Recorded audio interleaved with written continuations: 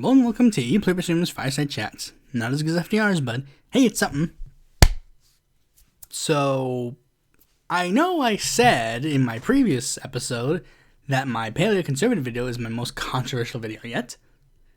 But, how much you want to bet that this video will overtake it? Especially considering the tags I'm going to put in the description. I guarantee you that if it's not in the comments already, it will be. We'll just have to wait and see what happens with that. But with that out of the way, let's get right into the news. The first news story is going to be talking about an update for a Latin American country, Chile. Chile held their election. Things were not as good as I expected.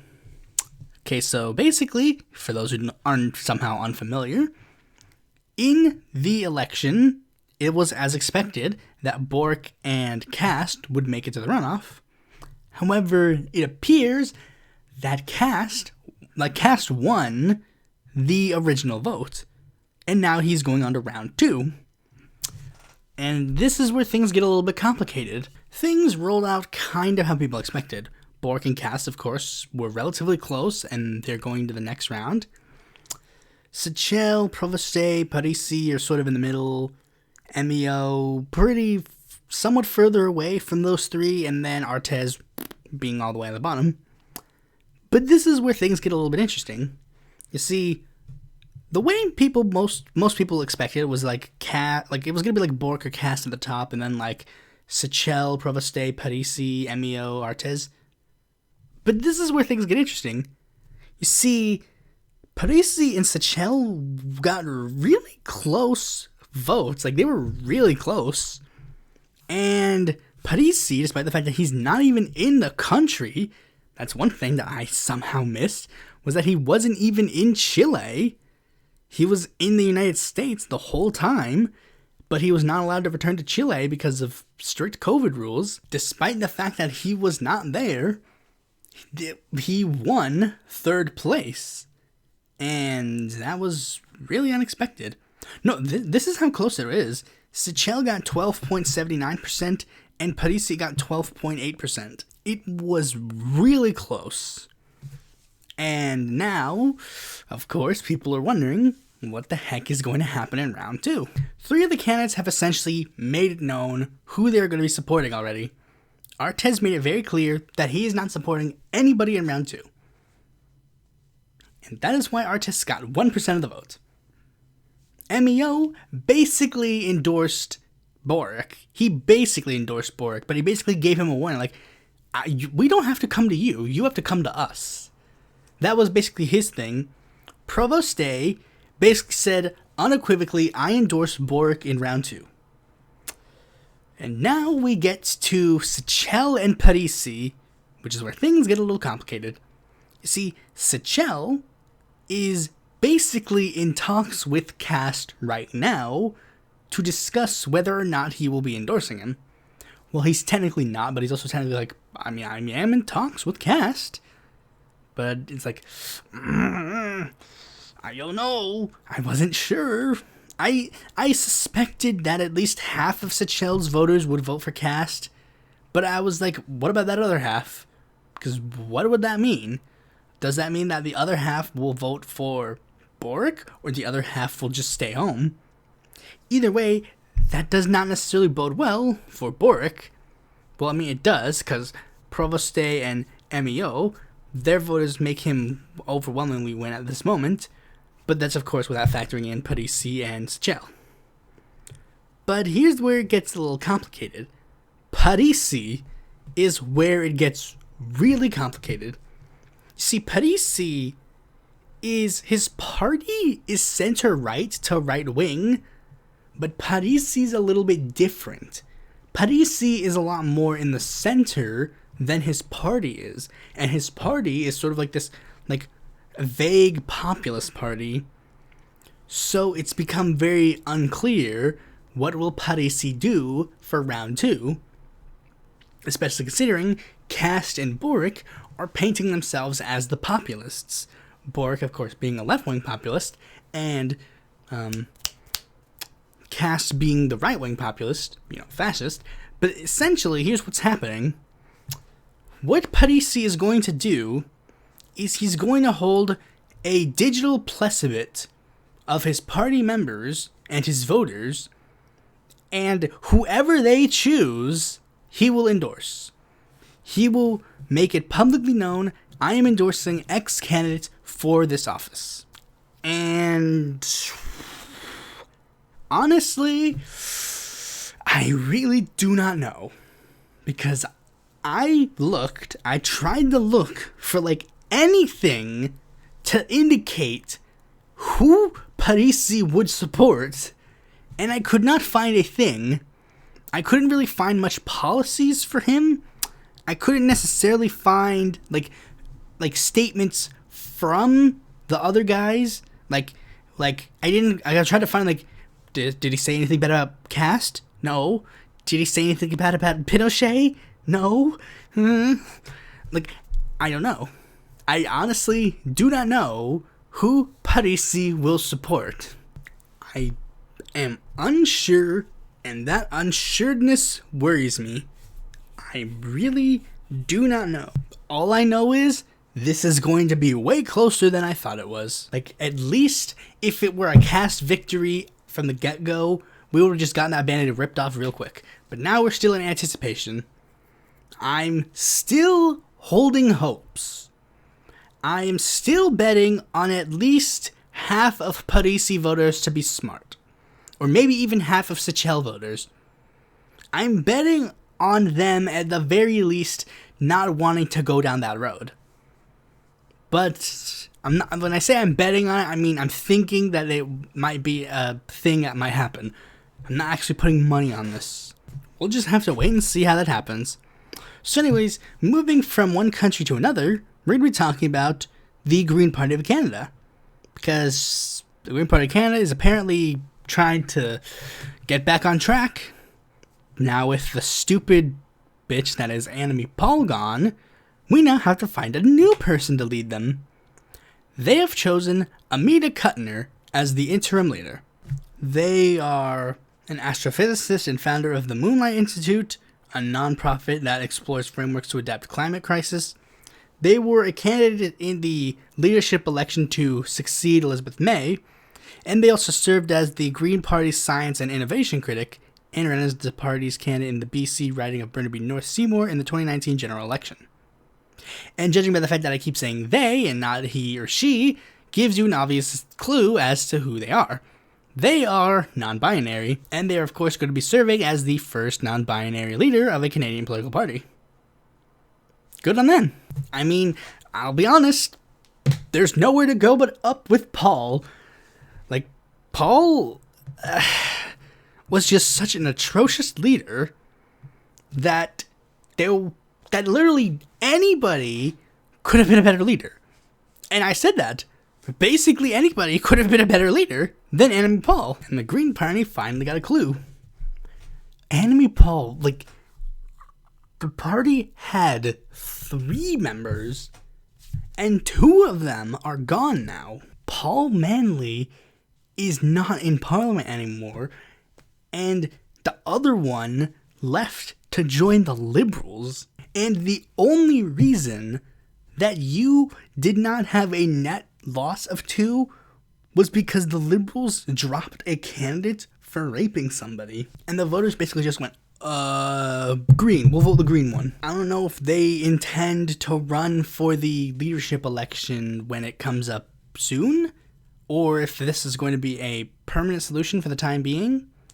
We'll just have to wait and see again. I was going to look up their platform, but then I found out, oh yeah, they didn't intend to be the leader in the following election, so there's no point. So really, this story was pointless. Speaking of, Lauren Boebert suggested Ilhan Omar was a terrorist in anti-Muslim remarks at an event. I originally did not want to talk about this because it doesn't really matter in the grand scheme of things, but it was still Newsweek, so here we go. Republican Lauren Boebert of Colorado apologized to anyone in the Muslim community I offended on Twitter Friday after video surfaced of her making anti-Muslim remarks last weekend about Democratic Representative Ilhan Omar of Minnesota. In the video posted last Saturday on Facebook from an event, Boebert implied Omar had been mistaken for a terrorist in an elevator on Capitol Hill. So the other night on the House floor was not my first Jihad Squad moment. Boebert told the crowd, I was getting into an elevator with one of my staffers, and he and I were leaving the Capitol. We're going back to my office, and we get to the elevator. I see a Capitol police officer running hurriedly to the elevator. I see Fred all over his face, and he's reaching. The door is shutting. I can't open it. What's happening? I looked to my left, and there she is, Ilhan Omar, and I said, well, she doesn't have a backpack, so we should be fine. Boebert continued, so we only had one floor left to go, and I say, do I stay or do I not? And I look over and I say, look, the Jihad Squad decided to show up for work today. Don't worry, it's just her staffers on Twitter that talk to her. She's not tough in person. And not only did she do a very big racism, but also Ilhan Omar explains that none of what's happened. Boebert literally just made it up and tried to be cool. That's like when you try to be like, yeah, when this person shoved me in the elevator and I was like, yo, bro, chill out, bro. That's essentially what happened. Like I said, this story is really pointless because it's just like, Lauren Boebert does a racism. Conservatives don't care. And the end. There was a congressman in the United States Congress that literally said Keith Ellison being sworn in was cue that the jihad was coming to take over the United States. This just happens. And I'm completely desensitized to it. Speaking of desensitization, a good thing that actually happened that I didn't want to cover because I was desensitized. You see, I didn't talk about the Kyle Rittenhouse stuff, honestly, because I didn't really see much point in it. I know that'll get me crucified for saying it, but let's be honest, it was kind of a losing case. He was more likely going to get off with self-defense. And like I said, I was basically completely desensitized to all of this. Do you know how many people I've seen die? And I'm not even talking about like the weird stuff like those deep web videos that pop up every now and then. But I'm talking about like just like normal stories. It's why I don't even talk about like I don't even talk about like mass shootings and stuff anymore, or like a black guy getting killed by police that much anymore. Because again, I'm literally desensitized to all of this. I've seen this growing up. This has been my life. Of course, not in person, obviously, but I mean, just generally, we go through the same song and dance every time. Oh, mass shooting happens. We need to do gun control. No, we don't. The end. Oh no, a black guy got murdered by the cops unjustly. We should do something to reform the justice system. No, we shouldn't. And then conversation over. And people wonder why I'm depressed. But we do have some genuinely good news. Ahmaud Arbery's murderers were found guilty. And this is where I have to be a pessimist again. The only reason that this was done this way was because the case was just so blatant. A black guy was literally minding his own business, and then 3 white guys drove up in a car and killed him. This was honestly just the most blatant example you could give. This is the example that, I mean, and this is even more bleak. This is the example that was literally just the most cut and dry case. Like, much like George Floyd, like, it was pretty much the most cut, not even just George Floyd, like, him, George Floyd, Breonna Taylor. These are, like, the most cut and dry cases, and people still were on the defense of the people who did them. Sure, action was taken, but action was taken really late, and action was basically given the bare minimum that it needed to be. And you wonder why people are nihilists. This is why. Even in the most, like, there were people, I am 100% sure that there were people who were literally defending the people who killed Ahmaud Arbery. Again, literally one of the most blatant examples of, like, racism you could think of.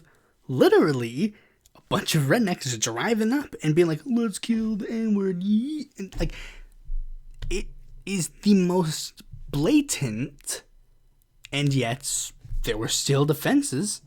I'm pretty sure when the case was done, there were people who were probably mad about, like, the case. But of course, I'm of the belief, take the W. We did it. We got him. We got some semblance of justice. Is it enough? 100% not. But we got the breadcrumb. Well, might as well feast. Speaking of breadcrumbs and feasting, I did not have a segue. Sean Parnell, a Pennsylvania Senate candidate, has suspended his campaign after losing a custody battle amid abuse allegations. So Sean Parnell was a Republican candidate for the Senate seat in Pennsylvania. And during his campaign, he was basically trying to get custody of his kids because, his wife was divorcing him. And it's basically been revealed throughout the case that he physically and verbally abused his wife and kids. Now, there was a reason why this was notable. Sean Parnell was the Trump-backed candidate in the race. And now that he is no longer in the race, the Republican nomination for this seat is in a loop. Because, and even for progressives, this has kind of thrown us into a little bit of a loop. Because Parnell was basically our argument. Our argument was that Fetterman was polling higher than Parnell. Like, in the hypothetical roundups between Parnell and Fetterman was beating Parnell one and tied with him another. Connor Lamb, a representative who is basically seen as the centrist candidate in the race, he was losing to Parnell. But now, Parnell's not in the race, so that's not a factor. So, yeah, Connor Lamb fans, now you have a leg to stand on, because you could say, well, at least we're polling relatively the same. Like, otherwise, they were relatively the same polling-wise. Like, Lamb, I don't like Lamb, but objectively, he could hypothetically win.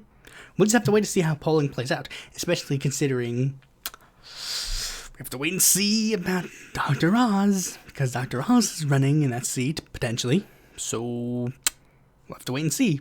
My guess would be that Fetterman beats Oz, but close, and Lamb closely loses to Oz. I would actually argue he loses a large margin to Oz, because Oz is a well-known figure. Meanwhile, Fetterman, well-known figure in the state, being the lieutenant governor, and also being a well-known figure nationwide, Lamb kind of doesn't really have either. At most, he has a little bit of nationwide fame, but not really that much fame in the state. Now, with all that out of the way, let's move on to the main topic of this video. The very, very, very simple, nuanced conversation about anti-Semitism. Now, the reason why I'm making this video is because I needed a slot to fill, and I thought that this would be an interesting topic, and this video is slated to come out on the second day of Hanukkah, so, it's timely. And now here's the thing. Long before I even got to this point in the video, you've already left a comment saying something. Or if you haven't left a comment, you've had it in your brain like, the answer is obvious to this question, and a good majority of you would argue, what are you talking about? There is no anti-Semitism problem on the left. The problem is that people call us anti-Semites. To which I say, buddy, you kind of want to wait before you make that argument. Now, of course, I need to preface this, because if I don't preface this, people will make arguments for me. Granted, people will still make arguments for me, but you need to know that I am very open with my actual beliefs, so I don't understand why people keep trying to put arguments in my mouth when I keep basically point blank stating my beliefs. Of course, I do not believe that criticism of Israel is inherently anti-Semitic. I have happened to criticize Israel on a number of things on this show, on Twitter, and very openly so. I've criticized Israeli figures, I've criticized Israeli politicians, etc., etc. I've criticized their annexation policy, I've criticized the Iron Dome, I've criticized the Israel lobby in Congress, I've criticized the conflation that the right wing has tried to push for people who criticize Israel and anti-Semitism. I have criticized right-wing anti-Semitism. I have criticized it all.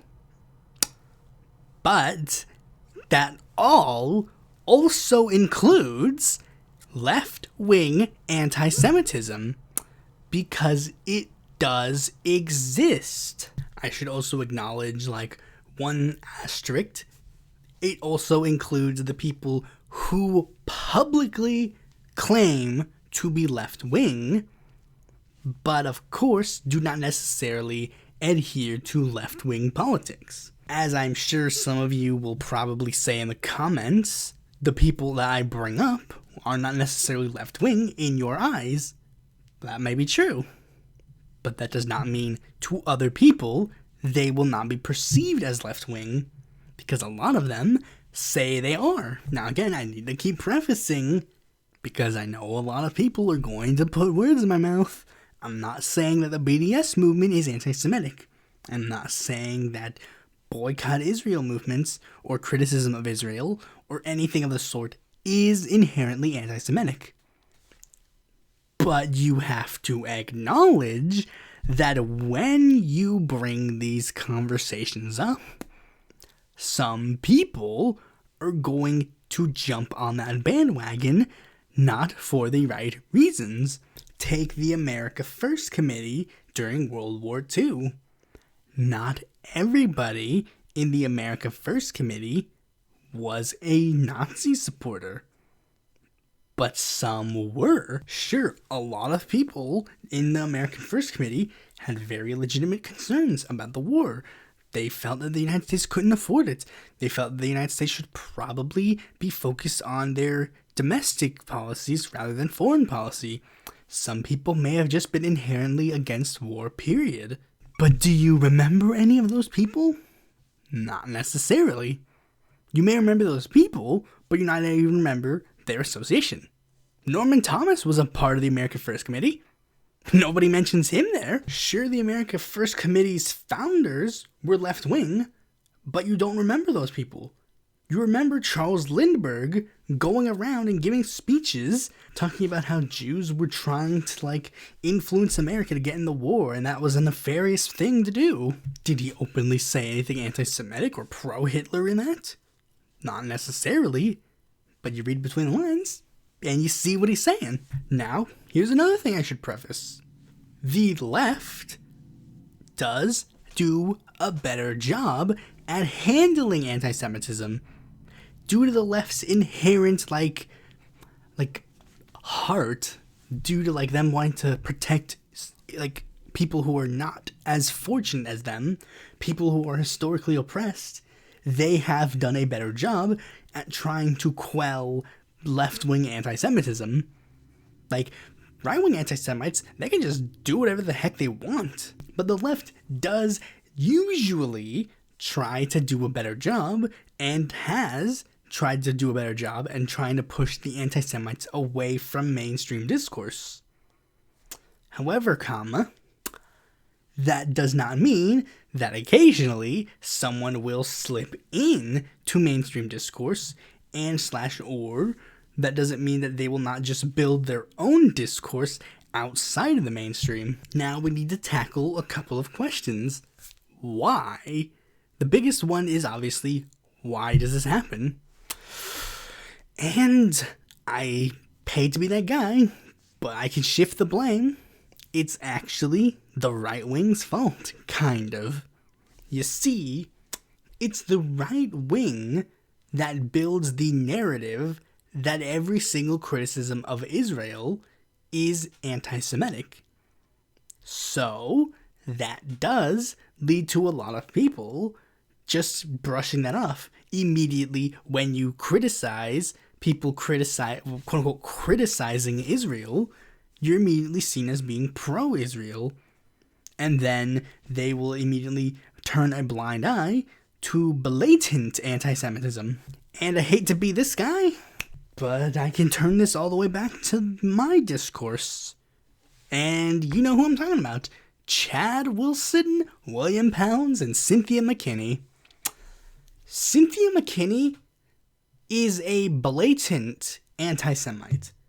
Blatant anti-Semite. And when I say blatant, I literally mean like the most blatant anti-Semite you could possibly be.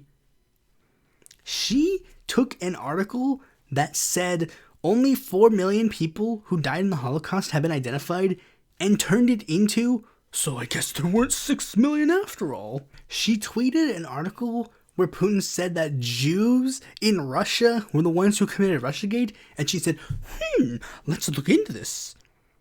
One of the more blatant ones that got her in trouble this year was that she posted a picture where it was like, I think I finally cracked the puzzle. And it shows like a puzzle piece of 9/11, and there's one piece that is about to be put into the puzzle, but the piece says Zionists. Now here's the thing that a lot of people also don't really realize about the left-wing anti-Semitism. Zionism. Yeah, a lot of people do not really understand how that fits in, and this is how it fits in. You see, a lot of people are of the belief that Zionism and Judaism are the same thing or are inherently linked. Technically, that is not true. A lot of people say that Zionism is Jewish supremacy. That is also not true. Zionism is supposed to be defined as the creation and maintaining of the Israeli state. It's technically not supremacy of any kind, but it is a nationalistic ideology. It doesn't celebrate the state of Israel because it is a Jewish state. It celebrates the state of Israel because it is the state of Israel. Now, I understand you can't necessarily have a conversation about Israel without having a conversation about Judaism, because, they did put the Star of David on their flag because they're trying to put the image of, like, we are the Israeli state. We are a Jewish state, the state of Jews. But, of course, they're also inherently really secular in a lot of their thinking. They technically don't have a state religion. They do not. Them being a Jewish nation is basically the equivalent of the United States being a Christian nation. The only difference is they're the ones who put their religious symbol that they claim to be in favor of on their flag. I bring all this up because a lot of people, they claim Zionism when they really mean Jew. There are a lot of people who literally, if you took the word Zionism and replaced it with Jews, Judaism, or anything of the sort, it would still make sense. And sometimes they're just so blatant that it doesn't make sense when they use the word Zionism, and they clearly are trying to dog whistle Jew. This isn't a left-winger, but there's a guy who was a former presidential candidate for the Constitution Party named Chuck Baldwin. He literally held a sermon where he was like, the Zionists crucified Jesus, which makes no sense because, like, for a lot of reasons, but the biggest one being, I'm pretty sure there wasn't a passage in the Bible that said, and then as the Roman was sticking the nail in Jesus' hand, he turned around to Pontius Pilate and said, you know what, dude? I really think we need to have a state of Israel. Do you really think so? Why, yes, I do agree. I believe that Jewish people should have the right to a nation where they can be free and express their religious beliefs however they want. I'm pretty sure that is not a passage in the Bible. And with all of these sort of conspiracy theories, that is also kind of the thing. When you say Zionists did 9/11, that is essentially a very big dog whistle for the word Jew. When you say the Zionist-controlled media, what are you trying to say? You're trying to say that Jews run the media. But back to McKinney, that was all just explanation. That was me trying to explain how that is very obviously what McKinney is doing, especially given other things she has done. She, like I said, has claimed there were not 6 million Jews that died in the Holocaust. However, her fan base will just love her. She has a huge following amongst the online quote-unquote left. And as I've mentioned, these people, like Chad Wilson and William Pounds, they're two prominent people who I've engaged with and have essentially done very blatant anti-Semitism of their own. Like, one of the big things that happened was that when I keep bringing up that Cynthia McKinney does point-blank Holocaust denial, Chad Wilson responded with this. She didn't claim the Holocaust didn't happen.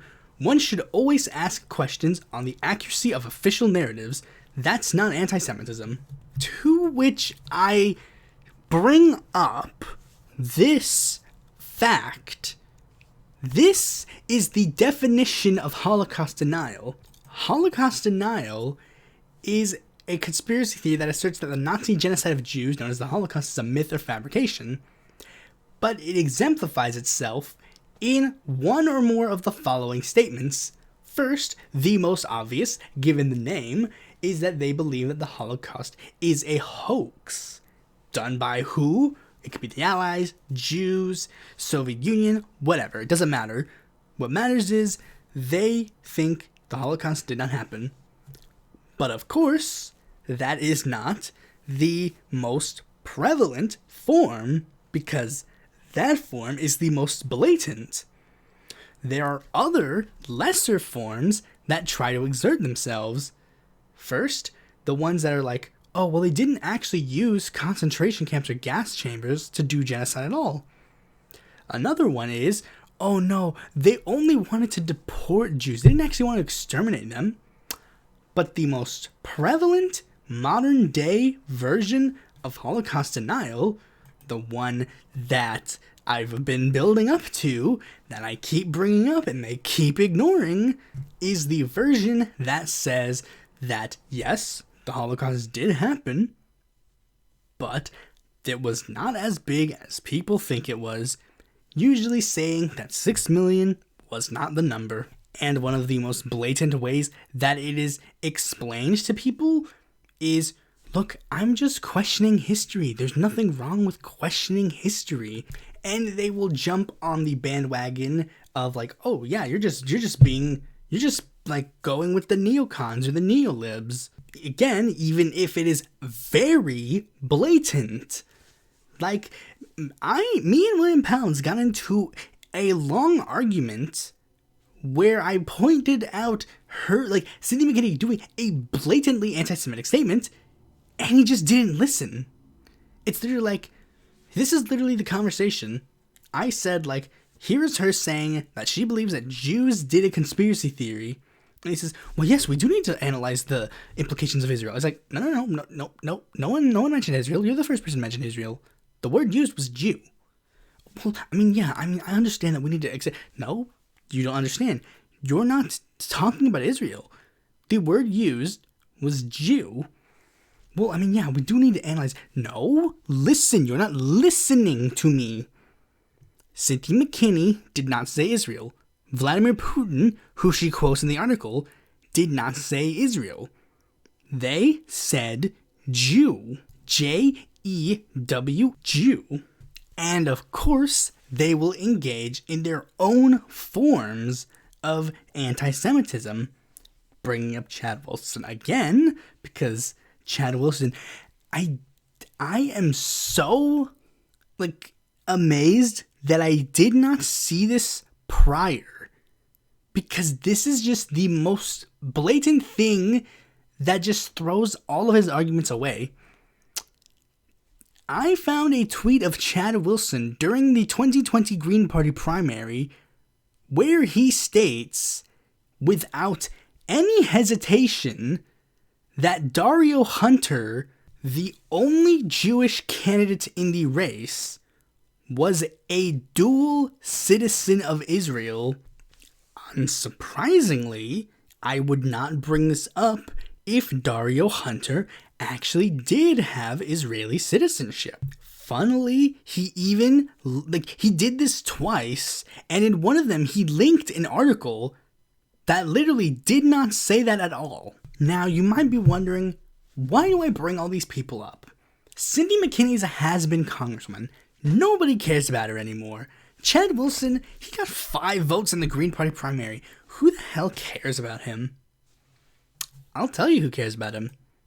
Sarcasm Stardust, Primo Radical, B43 Franco, Jamie Buffont, The People's Party, Pat the Burner, Jackson Hinkle, Ryan Knight. All of them follow Chad Wilson, and many more.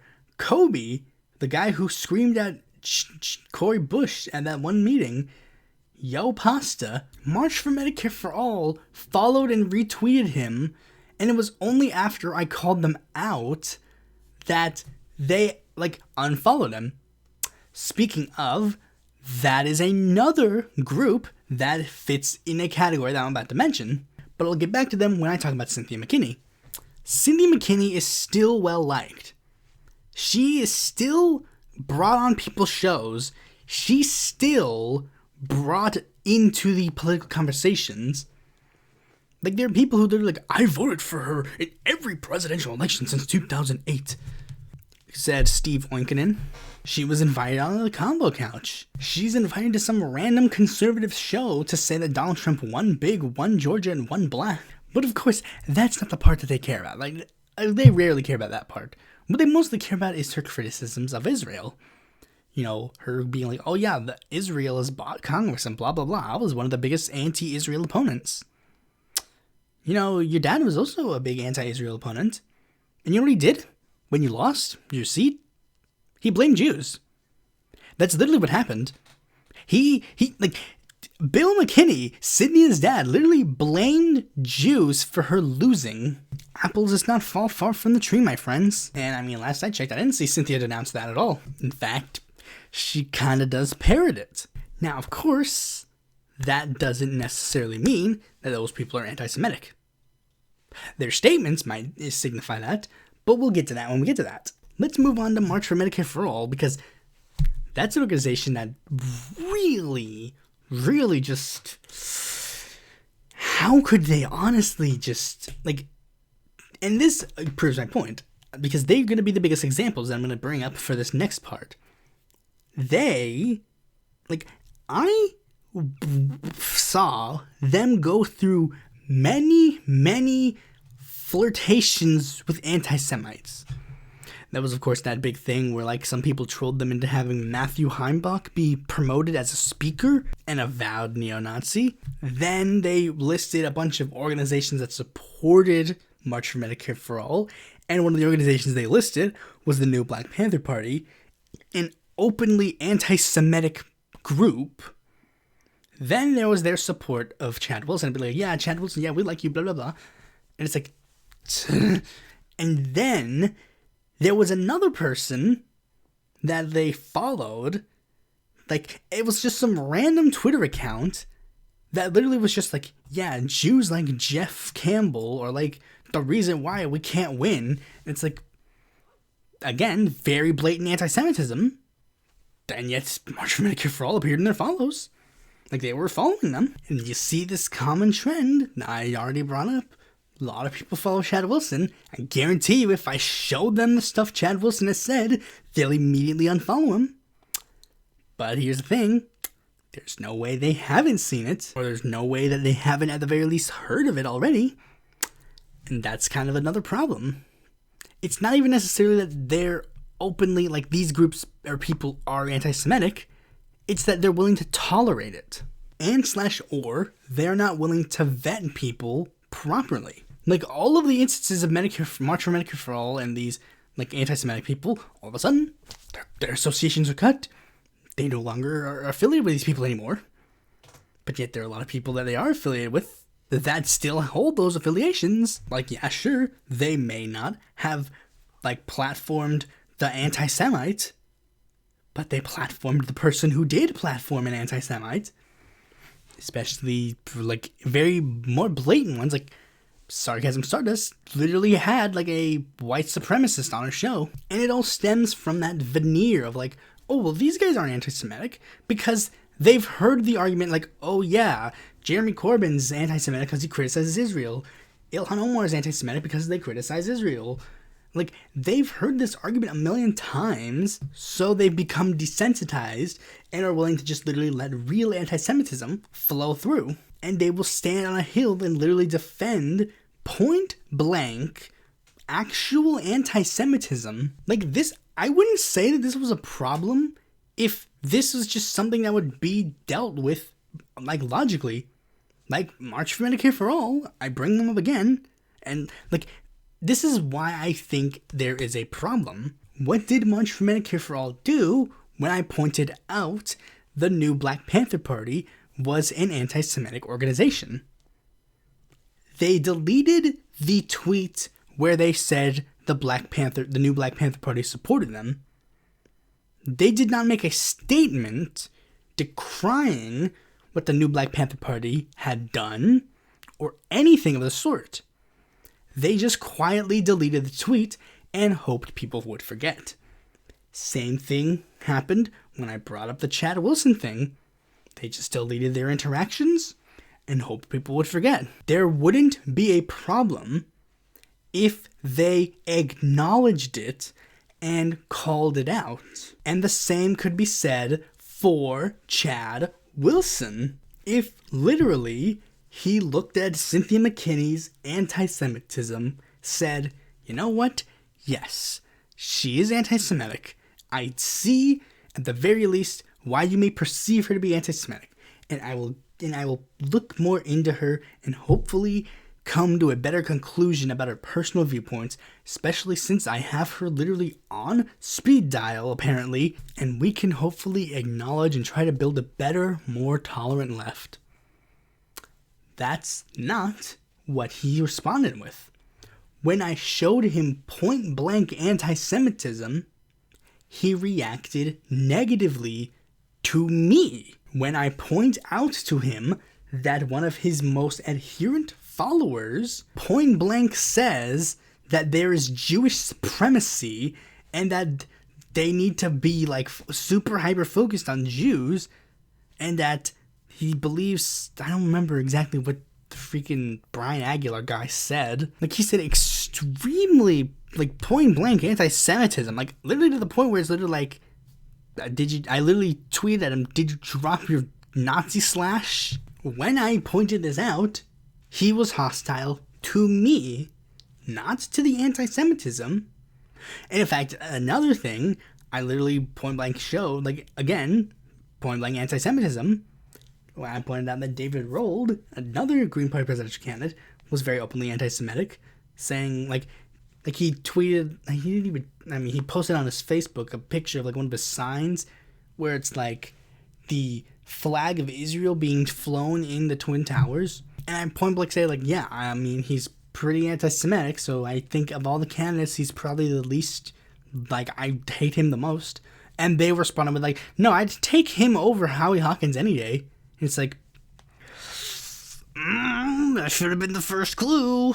You can't claim that there isn't an anti-Semitism problem on the left when things like this just happen. When people can show you point-blank anti-Semitism and can just look the other way or try to brush it to the side, like, you can't claim that there isn't an anti-Semitism problem on the left when this can happen at all. This is stuff reserved for the right wing, but lefties will do it as well. Believe it or not, everybody, it's not as black and white as you think it is. Just because I say Cynthia McKinney is anti-Semitic does not mean I am also condemning Jeremy Corbyn and Ilhan Omar to the same fate. I'm simply acknowledging the fact that it exists. And we can even acknowledge the middle grounds, like the ones who teeter in between.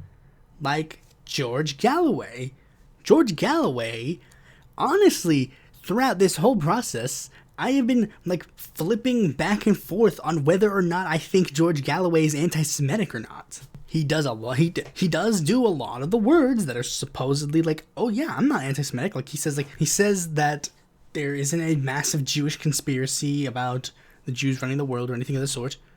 But he also does, every time when he runs for an election, he always stokes the Muslim-Jewish hatred for each other. So, like I said, he's either anti-Semitic or is just willing to float by on it.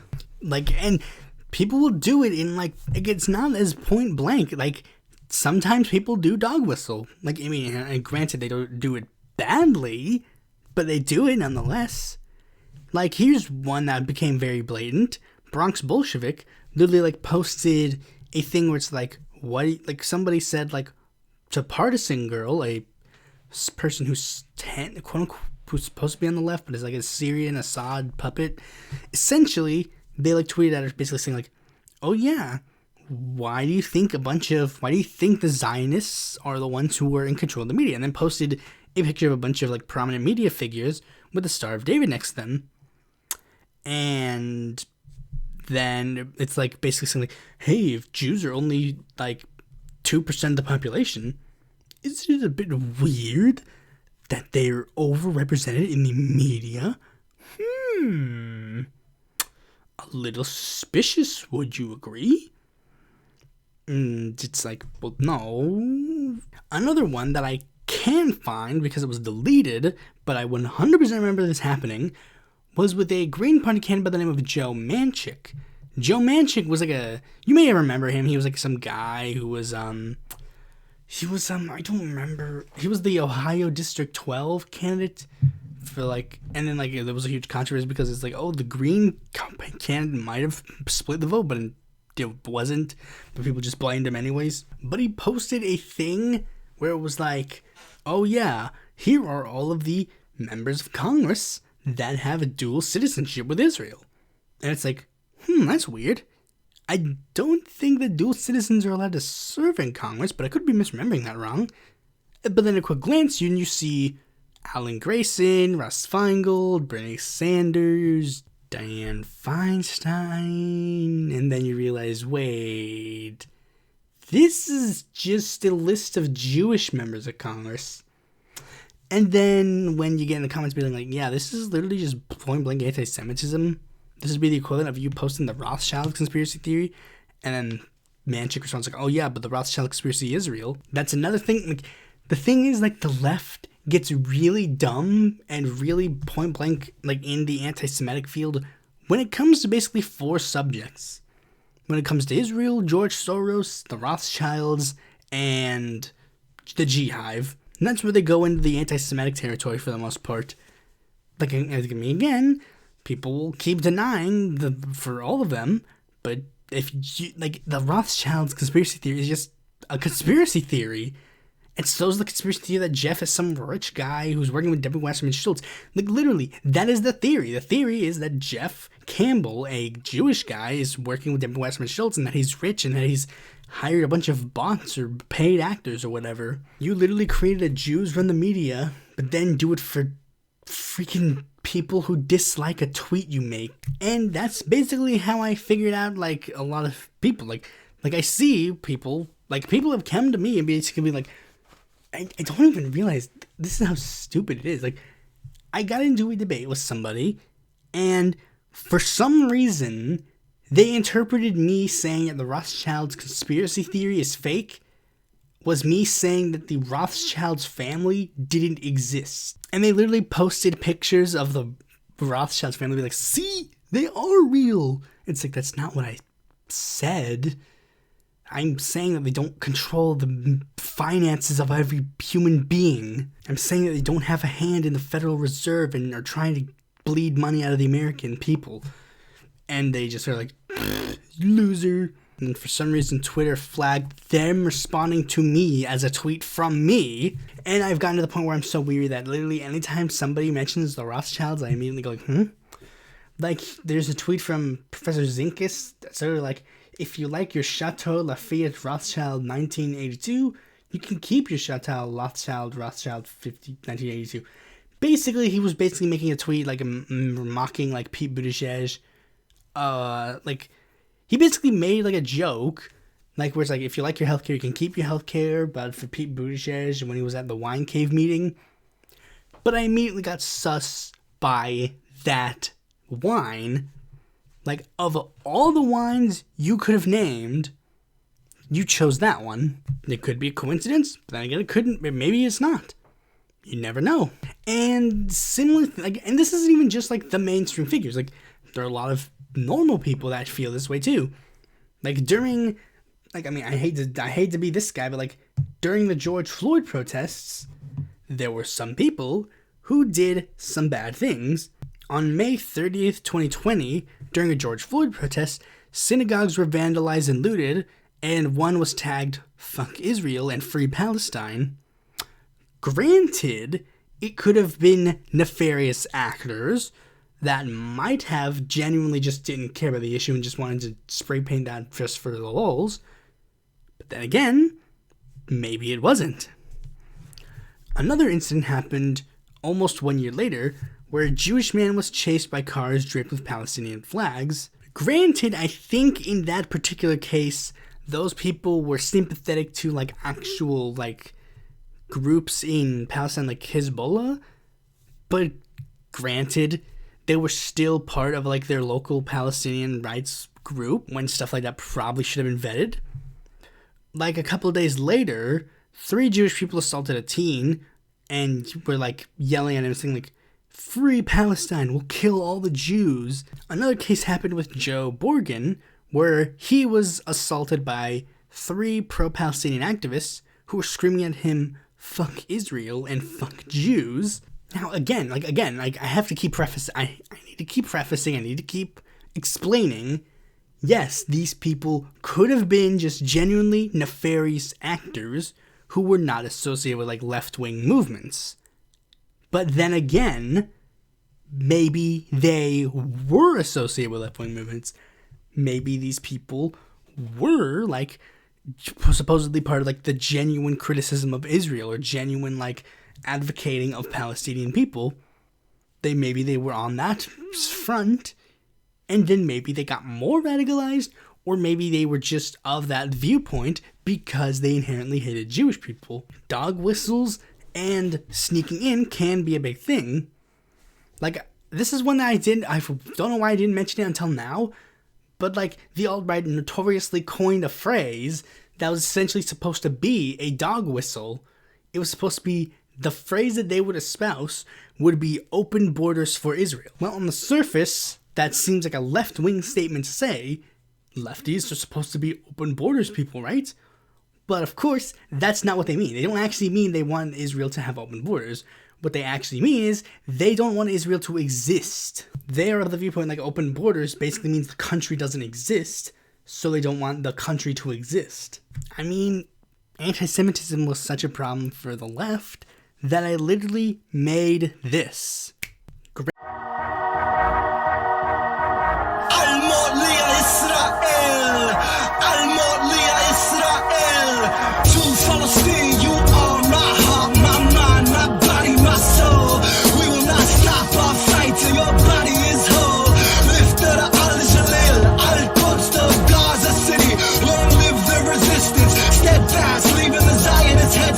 There is no time to harbor pity. These demons are aggressive and evil is the essence. They are pharaonic rulers, modernized. Their worshippers are Satan. They are murderers and racists. The coolest lot of liars. Palestine has seen 131 years of Jewish colonizing. Not to mention 65 years it's been occupied. Land has been toxified. Massacres by savages, ravaging. Mad dead, Nukba, Nuksa, all the way to Casland. Ramla, Dwayne, my daddy, I see.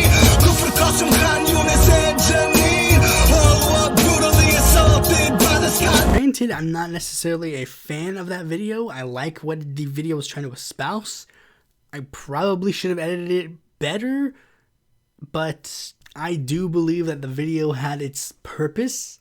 And before you ask, the song that was used in that video could actually be used as another example, because that song is a song literally titled "Death to Israel," and the guy who made the song was literally like chased, like he wasn't even chased out of Canada, like he was basically like, they tried to find him, but he ran away. Now, let's say a 1-minute video talking about this, that seems like a lot. Well, I mean, unfortunately, I could have included more, because there were some instances that I did want to include that I did not. I basically tried to focus on the more online left and sort of their connections to anti-Semitism. I did want to include like some historical examples, like maybe like I could have included Marx's like on the Jewish question. I could have included Norman Thomas literally doing a Bellamy salute right next to Charles Lindbergh doing a Sig Heil. Could have included Daniel Ortega literally saying that he wanted that if his Jewish opponent didn't be careful, he could end up like Judas. I could have included a lot of historical like communist anti-Semitism. I could have included the fact that the United States Communist Party was literally printing Nazi propaganda in the Daily Worker. I could have included people like Gus Savage, who were very openly anti-Semitic left-wingers. I could have included the fact that I don't remember specifically what it was, but if I remember correctly, it was Code Pink, like platformed a literal white supremacist at like an anti-Israel meeting that they had. I don't remember. I could have just did like slander against Code Pink. It was in a documentary called Global Anti-Semitism. It's for free on Tubi, the episode on the US of A. Now, granted, of course, take the episode with a little bit of grain of salt, because, I mean, it does come from like a obviously right-wing figure who is definitely trying to like paint the left as a lot more anti-Semitic than they are.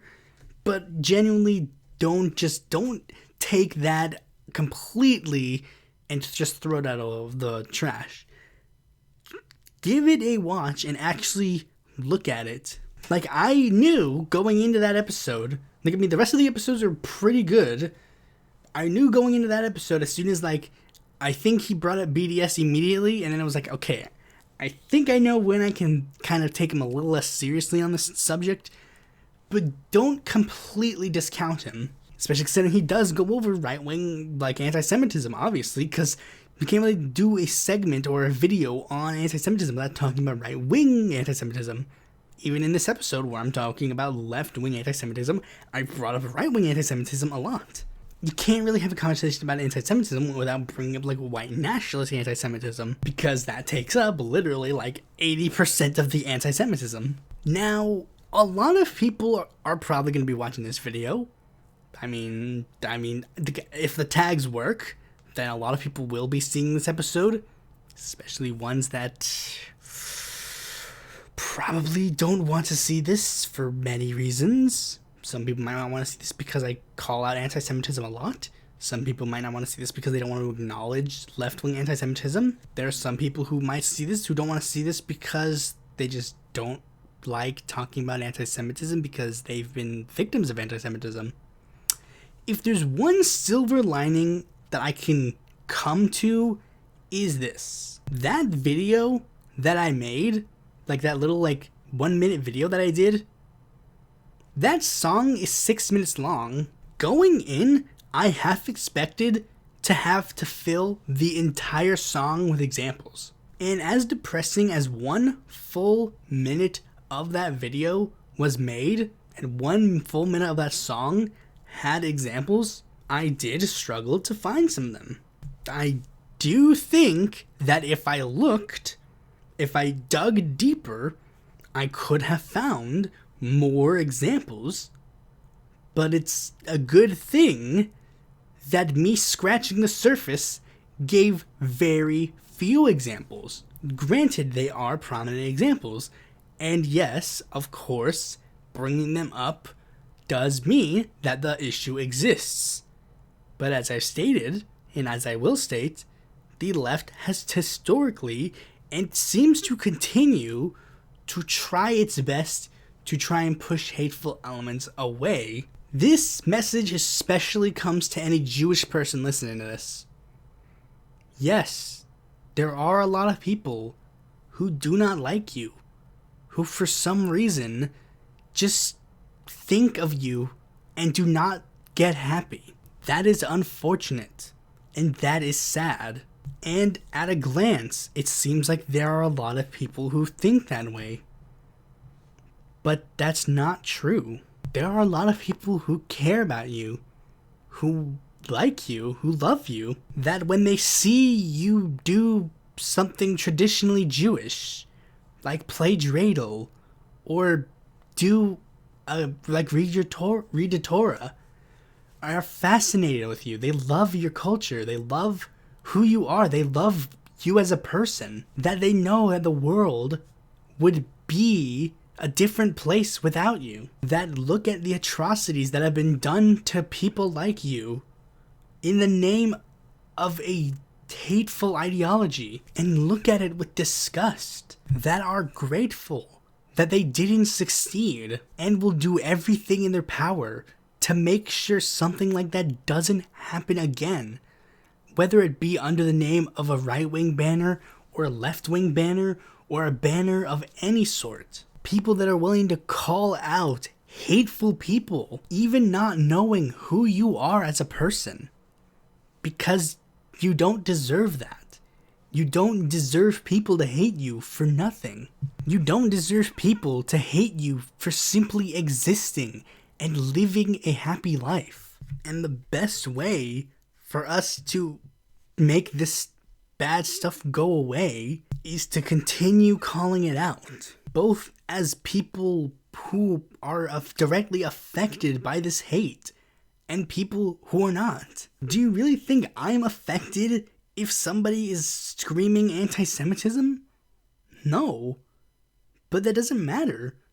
What matters is it affects you, and it affects the world. And it's our duty to make sure that that bad effect can't happen, and that we can do better. So yeah, that's all I really have to say. Happy Hanukkah to all those who are celebrating, and just know there are people who care.